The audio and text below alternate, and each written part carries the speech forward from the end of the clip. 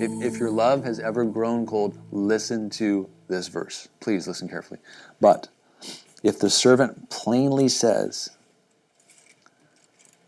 I love my master, my wife, and my children, I will not go out free. Let me say those words again. I will not go out free. Then his master shall bring him to the judges. He shall also bring him to the door, or to the doorpost, and his master shall pierce his ear with an awl. Kind of interesting object. I don't know if you know what an awl is, but it's a very thin metal, and at the end it's just a kind of a sharp point, and you kind of use it to kind of jab into something. Pierce his ear with an awl, and he shall serve him, look at that word, forever. Forever. So what is this? You may be asking yourself, what does this have to do with loving God? Well, let me tell you. The world that we live in, the contemporary world, and honestly many generations before us, so it's not just germane to us. The world that we live in knows nothing of this type of love. Knows nothing. A person on the street, if you read this passage to them, they would be probably confused, confounded, perhaps even angry. They would discuss things like how unfair the servant's situation is, and how dare the master treat them this way. They would scoff at the fact that the master and the servant were in any kind of relationship, and they would say this is just a pure example of someone who has and someone who has not, and they're being unfair and taking advantage of one another. And if you think that way, or if you've been tempted to think that way, or you know this, then you would miss the entire point of this passage. You miss it entirely. And sometimes this perspective has crept into the church. Right? People looking skeptically at what it means to obey God or to live for Him, to be sacrificing for Him, to be sacrificing for other people, to be loving Him well. And they kind of look at it like, well, isn't He more like kind of like this master who's kind of commanding certain things, and He's going to take away from me when I go? And is He really after my good, or is it just like, is He kind of this mean? Is He kind of a mean boss, basically? Right? Is he a mean boss? And that's a question out there in the world. And the question you may have had yourselves, is God just a mean boss? Does He have all this power and He just kind of makes things happen and you have to kind of bow to His whim or fancy? Well, if you've read the entire Bible, I hope you would know that that's not the revelation that the Bible teaches. That is something that you may get from like a Greek mythology or some kind of a false god, or taking a particular passage of Scripture completely out of context, and that's what happens here. No, that is not the point here at all. It's not. The point is understanding what it means to love God and to love Him well. This passage it's not about God or the Master making things perfect and easy for you. God does not promise to make things perfect and easy for you. If you thought that coming in, please do not leave with that going out. It's not about not having troubles or trials in this life, things in relationships, things with other people, things within yourself. It's not about that either. It is about this. It is about understanding the pierced servant. It's understanding the pierced servant that wants to serve the master. Please pay attention to this servant in this story, this particular servant. You can find 1,000 servants that wouldn't teach you a thing. You could learn 1,000 things from this one servant. Please pay attention. This servant sees and has revelation about who the master is. He doesn't just look at the master and see a person who has in himself, who does not. He sees someone who has taken him in and provided for him. He sees the big picture. He knows himself that he doesn't have all things, that his life is not easy. And he has a past just like you have a past, and things are probably going to be going on in his present as well.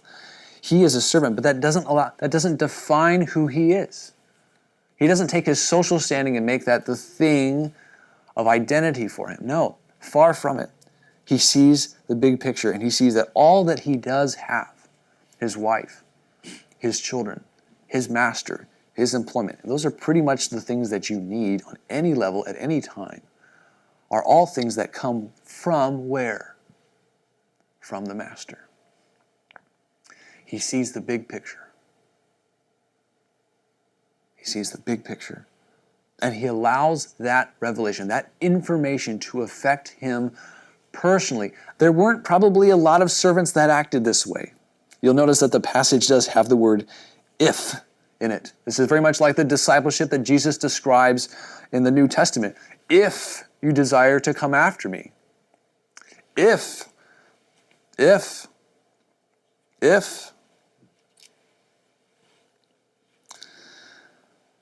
You have to want to see. You have to want to know the big picture. You have to want the revelation for yourself. And from this place of revelation, when he sees what is truly happening, then is when he chooses, and then all these other things about love come into play. His desire and his focus and his obedience to the master. All the things that are described in these two sentences, right? But if the servant plainly says, I love my master, my wife, and my children, I will not go out free. He's refusing traditional freedom for a greater freedom. And then his master shall bring him to the judges.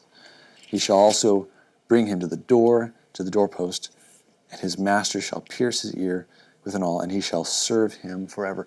It's all the components of actual love for God. But it begins with revelation for himself. And then he adds onto it obedience. And he adds onto it desire. And he adds onto it the whole of his being. And the undivided focus. He's deciding to serve him forever. Do you want to serve God? Do you want to serve God in your life? Is that something that you actually want to do? Or is it like a portion? Do you think of your life as a pie chart and you're like, God, 15%? Or maybe, what would that be?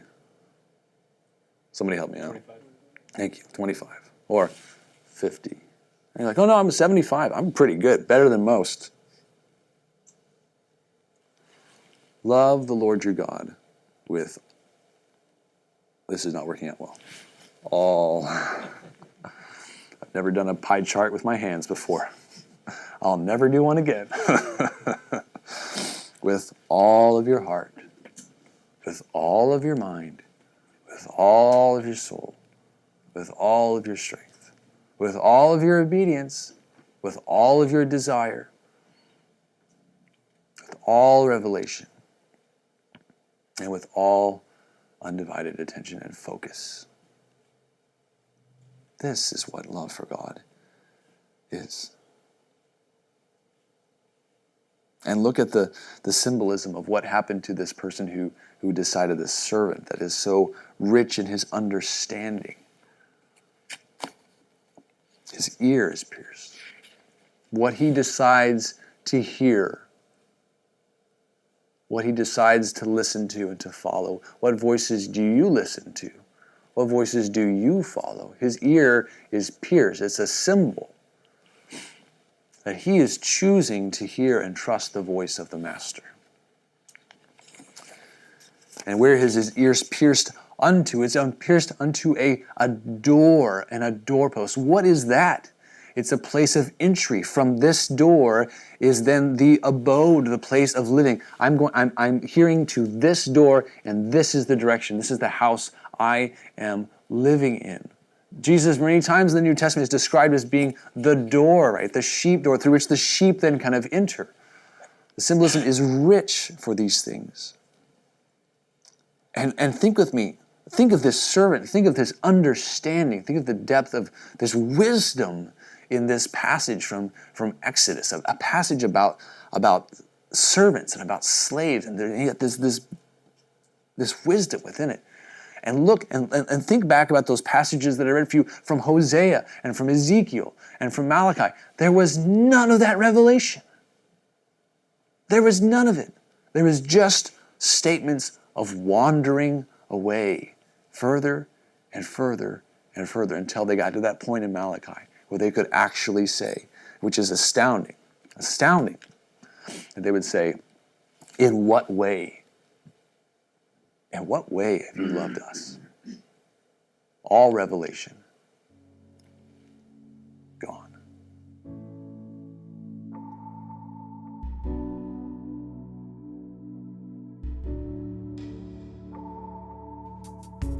Be a